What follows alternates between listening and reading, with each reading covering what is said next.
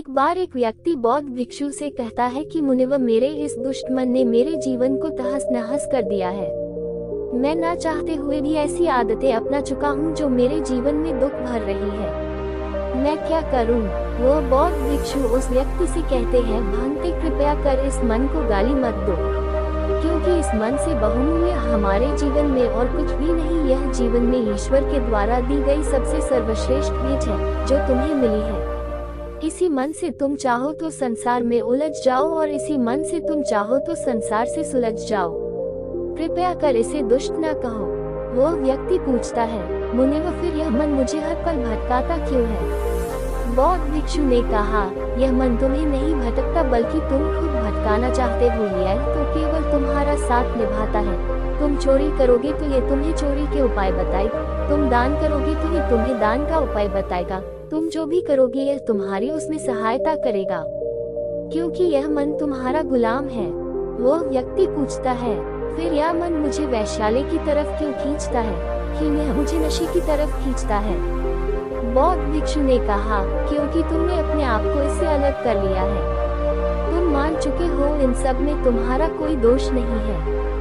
गलती सारी मन की है और जब गलती किसी और की ही है तो तुम उसमें कर भी क्या सकते हो, क्योंकि तुम्हें लगता है कि करवाने वाला कोई और है, इसलिए तुम हर वो काम करते हो जो बाद में तुम्हें दुख देता है।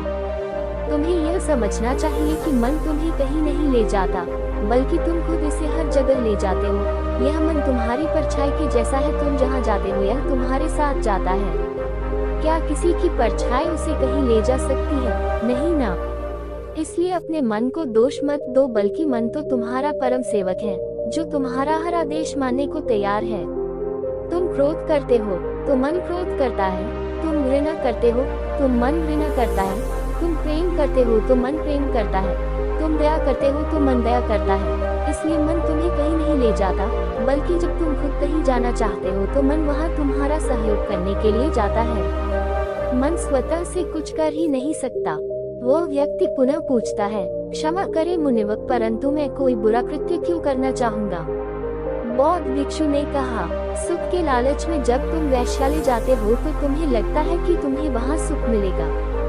जब तुम नशा करते हो तो तुम्हें लगता है कि तुम्हें सुख मिलेगा, परंतु हर बार तुम्हारे यहाँ दुख लगता है। इसलिए तुम मेरे पास आए हो। और क्या तुमने इस बात पर ध्यान दिया कि तुम्हारे मन ने तुम्हें मेरे पास आने से रोका नहीं? अगर मन बुरा होता तो क्या याद तुम्हें मेरे पास आने देता? यह तुम्हारे रास्ते की अड़चन नहीं बनता, लेकिन इसने तुम्हें नहीं रोका क्योंकि यह वही करता है जो तुम इसे करवाना चाहते हो। और कुछ चीजें तुम जानबूझकर करवाते हो और कुछ चीजें अनजाने में हो जाती है। भंते, अगर तुम इस मन को अपशब्द कहने की बजाय इसे समझने का प्रयास करो, और जब तुम इस मन को समझ जाओगे तो तुम चाहकर भी इसे गाली न दे सकोगे।